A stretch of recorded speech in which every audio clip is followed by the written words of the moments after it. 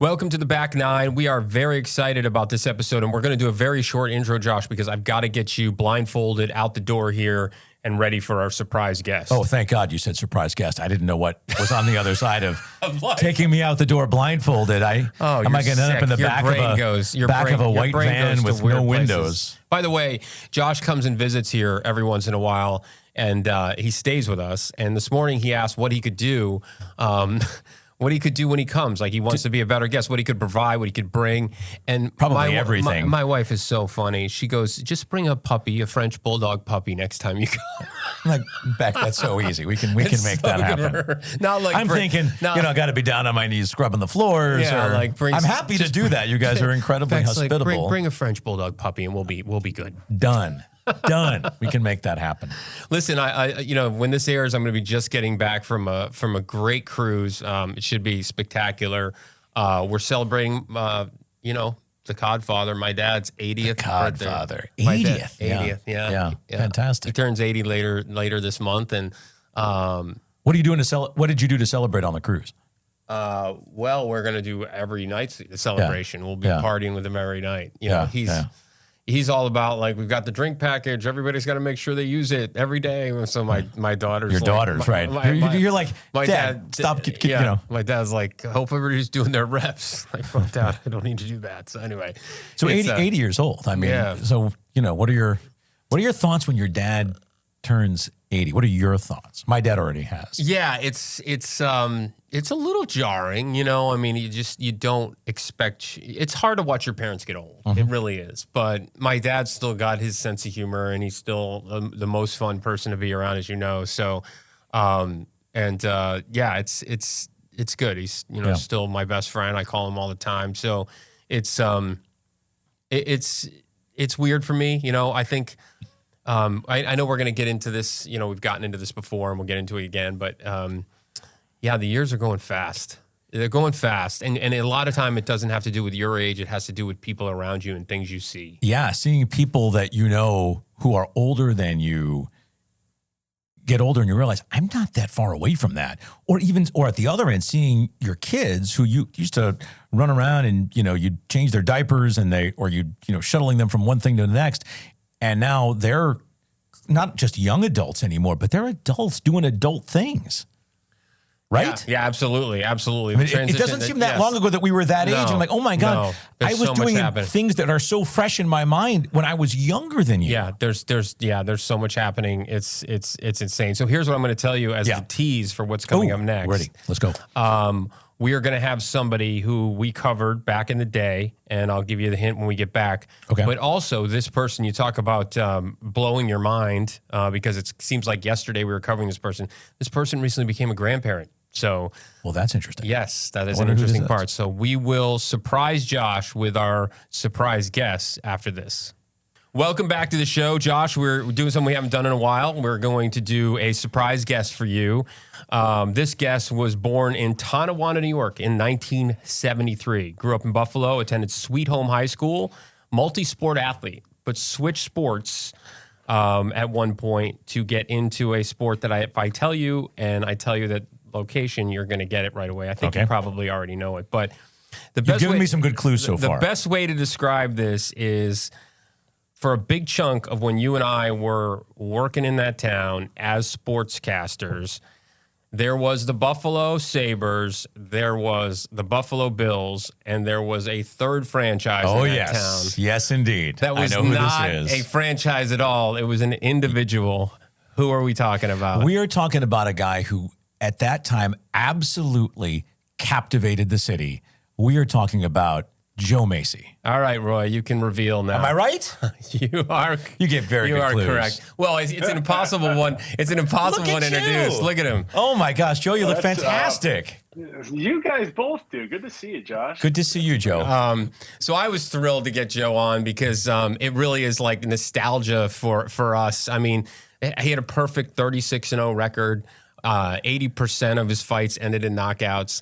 Some really great moments for me covering those matches and those fights. you know, we were all waiting. It was really fun. Yeah, well, we were all you waiting. We were all waiting for that. We were all waiting for that Holyfield Tyson matchup, and unfortunately, we're going to get into what kind of derailed that opportunity. But you really were, Joe. Think about it, and it had to be so special. And maybe for our listeners who don't know the story, as a boxer in Buffalo. When we say you were the third professional franchise in that town, that is really what your popularity was. It's hard to explain how immensely popular you were in that town. And to be honest with you, like not even third, like on a par at times with those other franchises in terms of your popularity. Recently demoted to behind Lou Gehrig now, but like the 9th franchise. But I gotta agree with you. It's, looking back, my kids, my daughter's in 10th grade, my son's in 8th grade. They know I boxed. I don't think they could even like appreciate how great that was. The late 90s, the early 2000s, and what Western New York, upstate New York, Buffalo kind of did for me. People say what I did for them. Like, if I was born in Houston, if I was born in Atlanta or Las Vegas, fight towns, would I have been 36-0? That's possible. Would I have drawn 20,000 people to my fights multiple times? Never in a million years would that have happened outside of Buffalo. And that's where you got to credit Western New York. It wasn't about boxing. It wasn't really about me. That's Western New York. We love not only our sports, hopefully something traumatic doesn't happen. We support our own. I could never have done that. I've traveled the world. I've traveled the country. I've trained in those cities. It would just never would have happened. It never would have happened. Never would have sold. I would never have sold 20,000 seats in Houston and Miami. It just wouldn't happen. Right. That's why I could never leave here, Dennis. It's really neat when communities, and especially that one with which we're all familiar, embrace their own. Joe, what I remember, and I may not be remembering this exactly right, so correct me if I'm wrong, is when you first came onto the stage, the timing of this is really good, Dennis, was when you were competing to be on the U.S. Olympic team in 96, the games in Atlanta? And, That's right. And so take us through that process, because you got really, really close. I'll tell you, as the Olympics is on, and I'm trying to tell my daughter, Juliet, she's like, you were an Olympian. Tell me. I have an Olympic torch in my living room that I carried later. And so the Olympics is there was a short time I told Juliet, my daughter, I'm like, man, there was a short time. I knew I was going to try for the Olympics. Early 95, I had to win a national tournament, and it was unlikely. I was the new guy on the scene, and I get to Oakland, where it's the Olympic trials, 8 fighters per weight class. And I had an extra fight. I had to kind of qualify. So I'm in Oakland. I fought 5 times, and I got to the finals. And I'm like, I think people were like kind of pissed. Coaches are like, who is this kid? Is like, Right. This kid comes out of nowhere a year ago, and like, what the hell's going on? So it comes down in the trials to me and Lawrence Claybay. How about that in the name of Blast? Oh, yeah. What a great guy. Man, at the time, he was like 30. He was a man. I'm like 24. He's like 34. He was a corrections officer in Connecticut. He's a great guy, incredible athlete. And in the finals of the trials, he beat me. So what happened is we have to meet 5 or 6 weeks later in Augusta for what are called the Olympic box-offs. The 2 finalists from the trials in Oakland in every weight class would meet there, where Claybay would only have to win once. I would have to beat him Friday and Saturday. Wow, 2 fights in one. So, yeah. So it's in the amateurs you fight every night in the tournament. So I'm thinking, he beat me pretty good in the Olympic trials. And I'm thinking I got 6 weeks to train. I think I know what to do. It's unlikely I'm going to beat him twice, but I'm getting to the point where I'm like, I remember the conversation at the kitchen table with my dad in like early 95. He's like, are we going to do this or what? I'm like, Olympics. I mean, we're just kind of having fun here, winning some Empire State Games and Golden Gloves. And yeah, I'm traveling the country and, but like, having fun. Like, yeah, I guess we'll try it. But then there was a short time frame there. I was like, man, am I am I going to Atlanta? Like, I think, and if I go to Atlanta, I'm not afraid of any of these guys. Like, you know, that year, well, we'll get into that. Clay Bay's first draw was Klitschko, and he got beat real bad. Oh, So man. I probably would have been in over my head. I wasn't ready Yeah. then. So I look back thinking everything happened for a reason. But anyway, that first night in Augusta, you know, I'm like, I got nothing to lose. I got to win 2 nights in a row here. Man, I whooped Clay Bay's ass. I really, like, I beat him badly on points. And I don't know if it was my immaturity, because I was a young kid and I wasn't like partying or celebrating. I was bed early. I'm like, we got to fight tomorrow night. Like, I got cocky. I'm like, I beat him so bad. I'm going to the Olympics. Like, I'm just going. You know? And the story is, I remember my mother, who's back home in Tonawanda, the media comes to my mom's living room, my house, and all the channels are there, 2, 4, and 7. There's like a party in the living room. They're going to watch this fight live on NBC. And long story short, don't you know it? It's the first time, I mean, I've been knocked down in sparring, but the first time I was knocked out. Oh, actually And knocked out. all I could think about, well, I went down, I got up, it's amateurs, they stopped it. And I'll tell you what, I didn't know where the hell I was. In the first round, Clay Bay, I could tell you, I know him so well. He came out that first night, he was like, and then he got serious because he was a badass. And I was in over my head. But man, and I'm thinking, all I could think about was, oh my God, my mom and the media are watching this in my living room. And I'm like, it's, I was just I was surprised. But it was a really, really good lesson. Yeah. And it worked out the way it was supposed to work out. I wasn't ready. And I did end up representing the U.S. as part of the Olympic team. There's 12 Olympians, 12 alternates. I spent the summer with Mayweather and Antonio Tarver and David Reed, who won. Yeah. So, I spent 3 months after that traveling all around different countries. We had a red, white, and blue. It was the best 3 months of my life. I can't tell. I was in the best shape. I trained with these guys. We sparred each other. I was sparring Devero Williamson, Touch of Sleep, and like, because he was an alternate, and like, we just had the best summer. You can imagine how great it was, right up into Atlanta. So, considered an Olympic alternate, but it was great. It was one of the best experiences of my life. And every time the Olympics rolls around, it's telling. It's great. It's wonderful.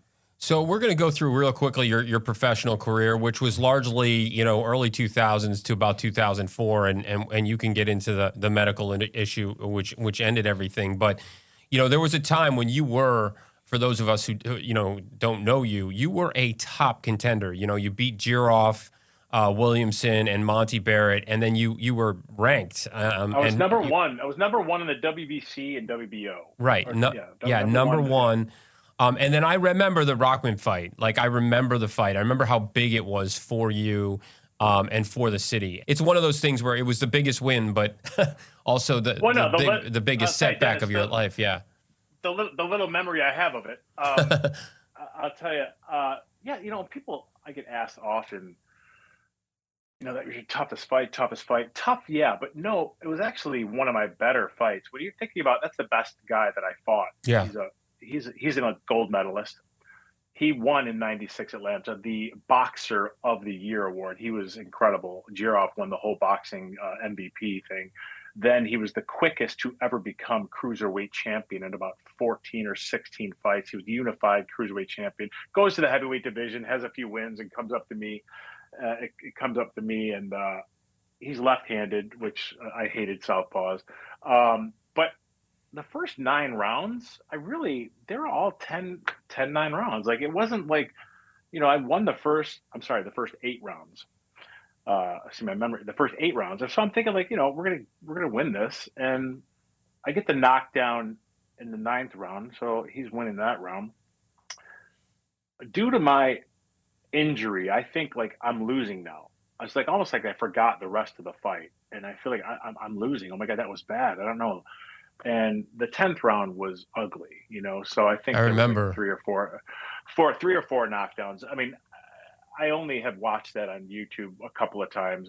It's not that I'm discouraged. I don't really have a lot of memory of it, but the fight could have been respectively stopped by the referee at any point. I have no memory of it. I remember like not knowing where I was. I don't remember the shower. I remember the flight home. I stayed in Vegas a few days. I was really, really Wow. injured. But so it was different. You know, we've all been boxers, been hurt, concussed. We've all been like, man, I got knocked down and out in sparring so many times I can't even count.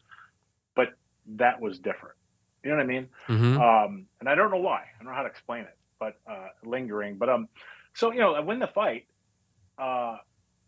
and next we're thinking, well, geez, I'm getting these calls. I got to fight Klitschko.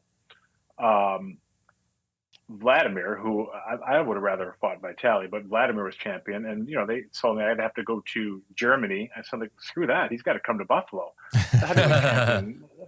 The heavyweight champion of the world is not coming to Buffalo. I remember they laughed and like, you got to come to Germany, and you know, not to talk numbers. And I remember, like, you know, they probably looked at me.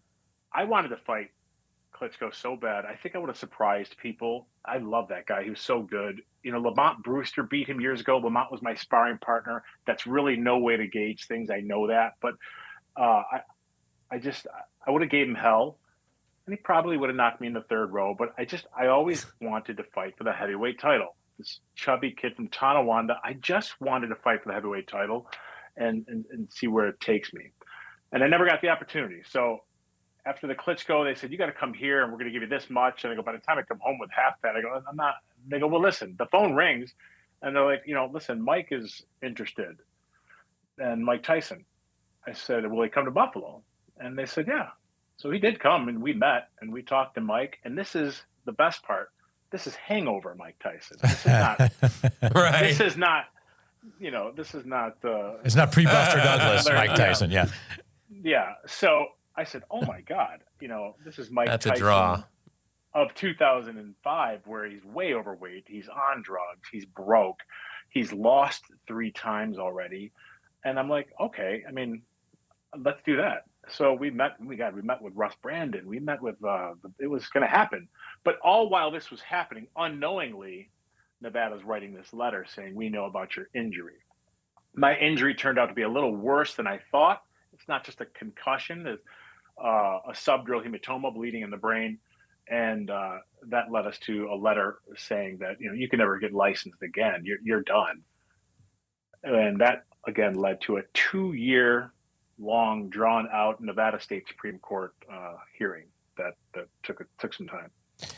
So I never did get licensed again those 2 years.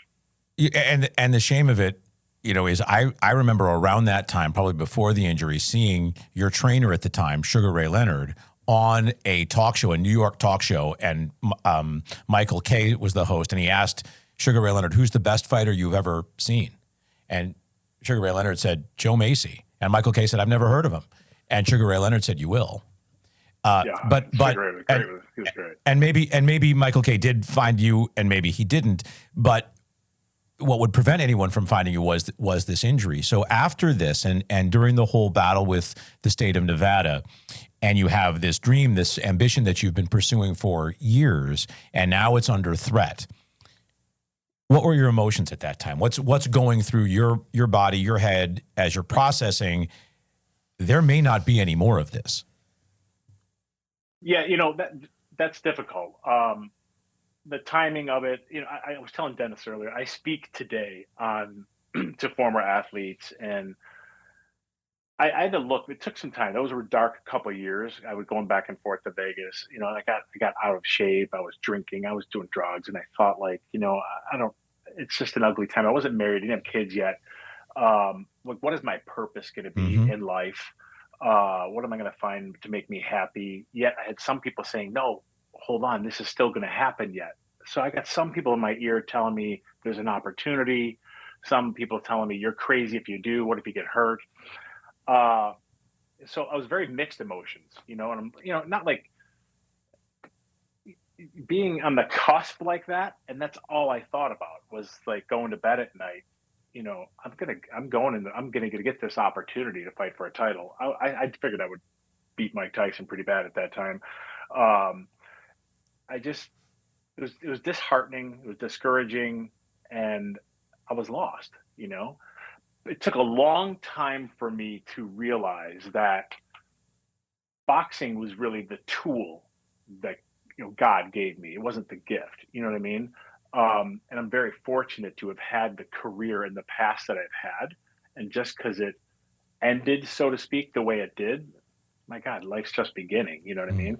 So I happen to think, and I often say, like, if you have been blessed enough to be proficient in any sport to the level that I was, not Tom Brady or anything, I'm just like, to the level, you likely have a higher calling. You know what I mean? And I feel that way. I feel like I have a higher calling. And I think just by contributing, becoming an ambassador of Western New York, contributing money and time and fundraising and becoming a part of the organ donation foundation I had, and the letters I received from people saying that their deceased loved ones have donated letters, I have to turn my attention to that and say, there was a bigger purpose than boxing, so to speak. So, but it was difficult at the time. It took a long time to mature and realize these things. Yeah, figuratively, we always, it's kind of cliche. Oh, you get knocked down in life and you get back up. Like, that's like the cliche of life, right? And all of us say at times we've done that. You're not even to the back nine yet. You're very much on your front nine when this happens. And to your point, you're not even really to that mature stage yet. So take us maybe through the transition that got you to the other side and what you're doing now. And how you've developed both the speaking practice and have you taken into the pharmaceutical world or medical device world, I believe, whatever you're doing now career-wise on top of the speaking. Yeah, well, I think after the court decision, now technically I'll take him back. We technically won it, through a loophole. The state Nevada Supreme Court judge said, your license here is expired in Nevada, so we can't suspend a non-licensed fighter. He's like, so I don't really know what to do with this, because I guess you're allowed to apply in any state at their discretion. So my team, we walked out of there. They looked at that as a victory, and I'm looking at that as more long drawn out. And this is 2 years later. I'm like, no way. Like, so Nevada's never going to license me. I'm not going to try to apply there. And New York and Nevada work hand in hand. Those are the two states. Mm-hmm. And those are the two states that Joe Mesi makes money in. Right. Where am I? I'm no good fighting in El Paso, Texas. What am I? Who wants to see Joe Mesi in Miami? So, like, those are the two states I wanted to fight in. And we knew that they wouldn't allow me to apply. We did enough sniffing around. But my team was like, listen, we're just going to fight at a couple of lesser known states and show them that we're capable and work our way back. Now I had to get back into shape and lose 30 pounds and start fighting, and a couple easier fights. This was 2 years of doing nothing. Like, I couldn't even go to the gym. So, we had a couple fights, a couple wins, and finally I get back to ESPN in Connecticut. That was my last fight in 2007, and I fought Shannon Miller, a tough kid from Troy, New York, who hit contention once or twice. So it was kind of, it was a big victory because I knocked him out in like 30 seconds, and my team was celebrating the locker room going, HBO, they said, New York, they have to let us back. They have to let us back. They're going to let us back after that. That was incredible. Yeah, we were celebrating, but I remember being on the plane with my wife, Michelle, who was, I think, my fiance then. And I'm like, I whispered to her, I'm like, this is over. It's just, I haven't told them that, but like, we're done. I can hear them celebrating in the back. Like, I don't want to do this anymore. Mm. I know for a fact, without New York and Nevada, what am I doing? That makes me an average, regular old fighter, and I don't want to do it. I don't love it that much. I loved it because I had the support of New York, and go to Madison Square Garden and MGM and Mandalay Bay. But I don't want to just do the circuit of New Mexico and turn into some sparring partner. I didn't know what I wanted to do. So I had a couple of friends. One is my neighbor, and they're successful. One is in pharmaceutical, one is in medical device sales. We're out crying on our beers. And I'm like, I don't know, what's going on? What am I going to do? They go, let us get you an interview. And we think you would love doing what we do. A lot of former athletes get into this industry for some reason. I go, I don't want to be in some operating room and selling to doctors. It sounded like car salesy to me. It turns out they get me an interview. I get a job with Stryker, and I've been in the neuro field it's been 16, 17 years now, and I love it. I absolutely like found my niche. I love the anatomy. I love health and wellness. I love speaking to providers. I love the healthcare system. Uh, it's just something that I really, really enjoy.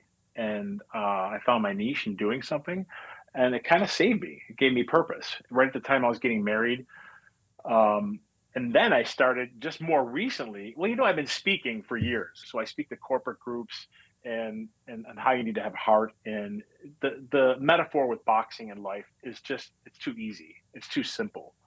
And for me to see life now through the lens of a fighter, I think that's what made me successful in my sales career, in my family career, in my other businesses.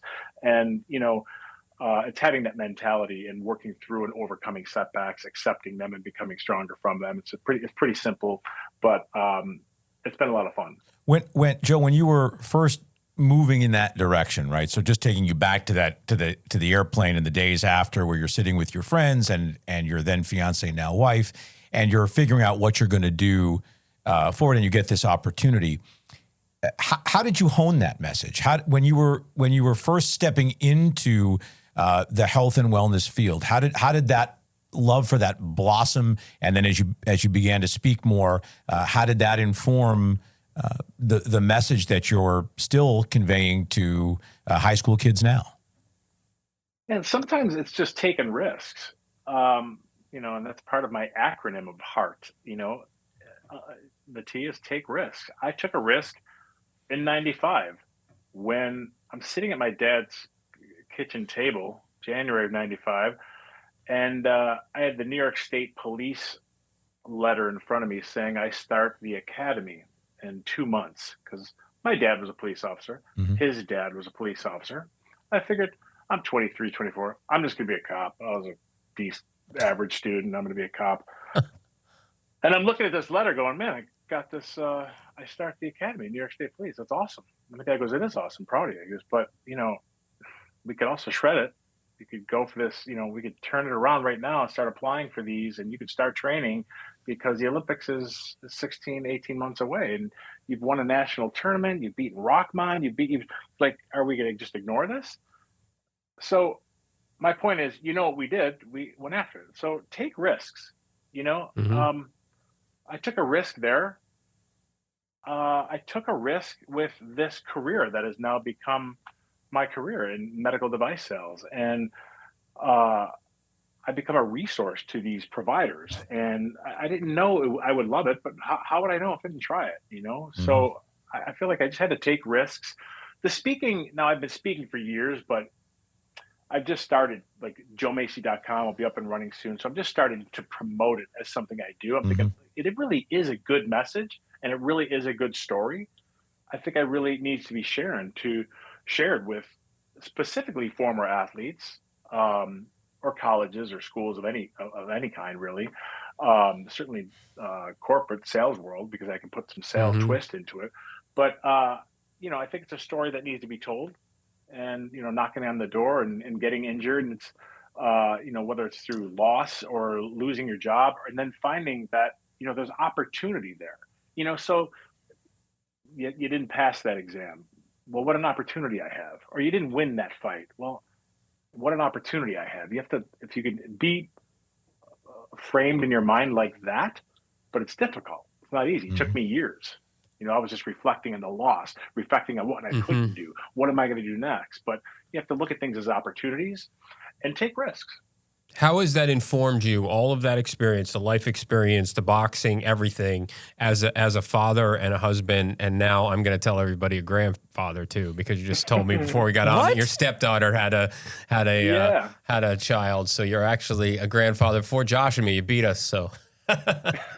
It's so cliche, but that's the best part, So I mean, again, I was a kid. You think you're the shit, and you're the kid, and but my wife Michelle, I credit a lot. She's taught me so much. She's a huge part of my post boxing career success, and so are my children. And realizing that success and fulfillment are not the same thing. First of all, I am successful, but I want to remind people what they view success as. Are you successful? Or are you fulfilled? I'd rather be fulfilled. So, and I'm just fulfilled now. I don't have to be known. I'm not looking for notoriety. I just want to do what I can for my faith, my family, and my community.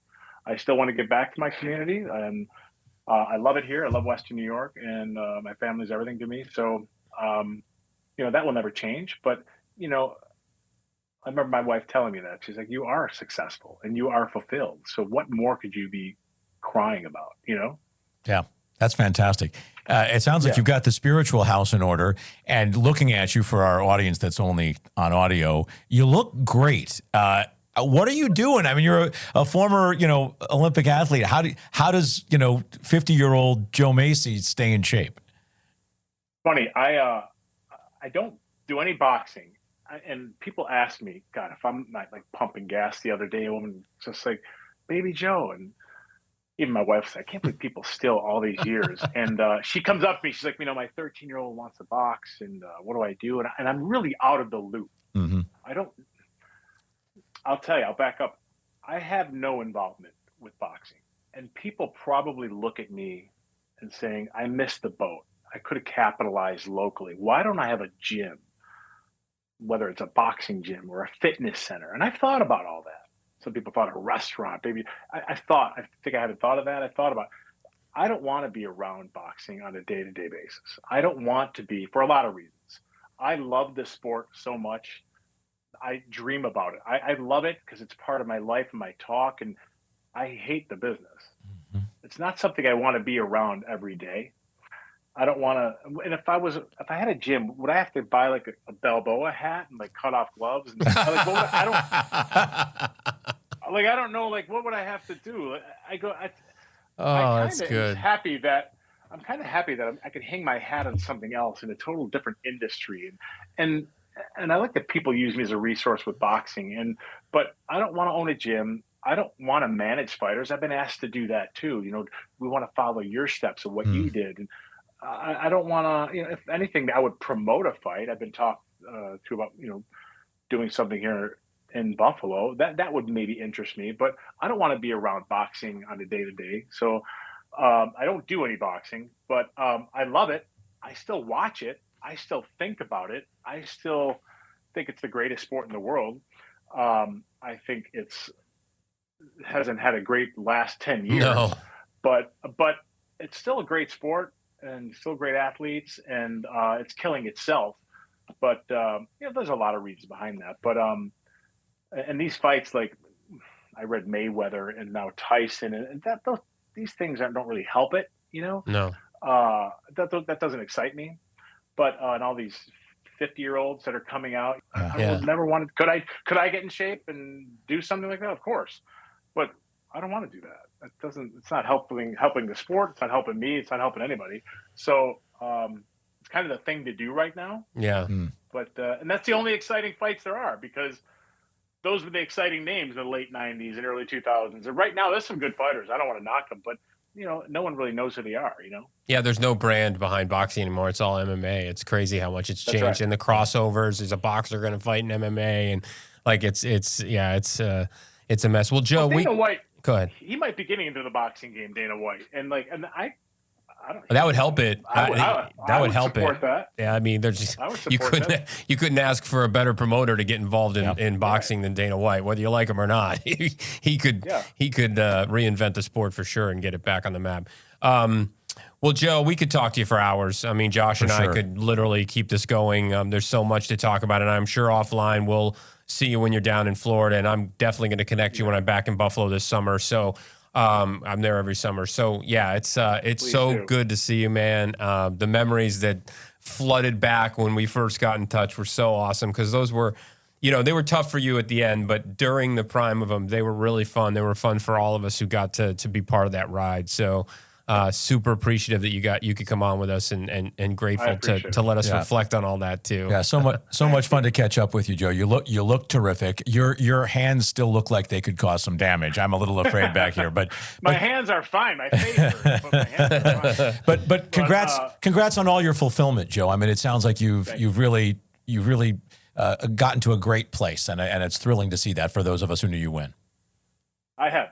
I've got a great story and I've been very blessed and a couple of scratchy years there, but we're all very lucky and all very fortunate. And we will say this, I'm going to leave you with this, and we'll talk about this offline too. We have multiple back nine events coming, and we'll definitely tap you as a keynote. We're going to have some events as part of the podcast and part of our book launch and stuff like that. So we'd love to have you be a part of that. That's great. That's great. Congrats on both your success and you guys are missed here in Buffalo. Thanks, brother. Appreciate that. Thanks, man. All right, catch up soon. Thanks. Take it easy. Thanks, guys. See you later. Bye-bye. I'll let you start. Dennis, fantastic. It was so much fun to catch up with him because it was, first of all, it was consuming at the time. And part of what made it consuming is what a terrific guy he is. And yeah, there may have been a couple of dodgy years in there as he was figuring it out. But, you look at him now and he's articulate and he's clearly got all of his faculties about him. He knew when to get out. And that was just really fun. Thank you for bringing him back. Yeah. And he did say, I was the kid. He was the kid. He was the third franchise in that town. And I knew it, but it really struck me when he brought it to the attention of, there's not very many towns that could have happened in. There are boxing towns where he would have just been a name and a number. Buffalo is a special place, and that's why, Baby Joe was able to be that iconic there. And, for a while, those of us who know the sport, he was iconic everywhere. Like, people knew his name. I mean, he was a legit about to get a fight contender. Yeah. And I would love to hear his keynote because we got into it a little before you joined on this transition. I'm sure he goes really deep into how difficult that transition is. We've heard athletes make that transition, but very few of them, almost none of the ones we've talked to, had to do it at 30, 32 years old. Like he was early on to have to make that transition and make those decisions. And I'm sure it was a bumpy road. Yeah, and with a brain injury too, right? I mean, so that's a big part of it. If we pull back from that and look at how it applies from a higher view for everybody, right? Again, I think you hinted at this, the idea that we're talking about what happens when you've had a dream, whenever that developed, high school, before that, young adulthood, and you've pursued it for a while and it comes to an end. There's a definitive point where this is going to stop. That kind of happened for both of us in a different way. Yeah, it did happen for But we us. had both dreamed of being sportscasters. Yes. We got to do it at a very high level. And then something happened, or we made the decision to say, I think I'm done with this. He was very proactive in saying, because he had opportunities, it probably was tempting to say, I would like to consider doing this, and to have the wherewithal to say, I think this needs to stop. Right. And that's a tricky inflection point for anybody. Again, you mentioned he had it in the front nine. Most of us have it kind of as we hit the back nine. Mm-hmm. Yeah, I mean, I think that's exactly right. I think the transition that we had is not identical, but it's very similar. We were following our childhood passion, and I got to be honest with you. When I got into the sportscasting world, and I was a sportscaster, there's no real time period early on where you think you're going to do anything else. Like, you think you're going to do it forever. This is the career I wanted. I'm in here, and why would I ever not be doing this, right? Until you're not. Until you wake up one day and circumstances change, whether your contract's not renewed or the business changes or whatever. But we all go through those things. We get into these careers and we think, and I'm sure a ton of our listeners have been in this situation, you think this is the way it's always going to be. And almost everybody at some point has that punched in the gut transition time where they have to figure it out, and I use it. It's a metaphor for life, boxing. I mean, knock down, get back up. I mean, we talk about that all the time, that relentless pursuit of, survival. Did you have any hesitation, reservation after you'd made the decision to go from behind the mic to behind a desk and think, boy, I'd like to do that again? Or maybe I didn't make the right decision for me? Not really. I mean, a little bit. I was very fortunate because remember, I had a really soft landing transition-wise because not only did I go into sales and I was still kind of working in a TV station, I was also doing radio. So, wasn't getting paid very much, but I was still like talking sports. So I kind of had this like phase out period for a few years where I could do some stuff that was like hobby-ish. But I eventually realized where the business was going, and I didn't want to go in that direction of the business. Local sports was gone. So I was able to just in my brain, like really transition. And I got to be honest with you, a big part of it was I wanted to make money. I don't like shy away from that. Like I wanted to have a career that was ascending, and those careers were descending in terms of where we were, or I was personally, was descending in terms of pay, work more, get paid less. That didn't appeal to me. Yeah. So I like the idea of the harder I worked, the more money I made. And that's why I went into sales, because that's exactly what it is. It's all about the effort you put in.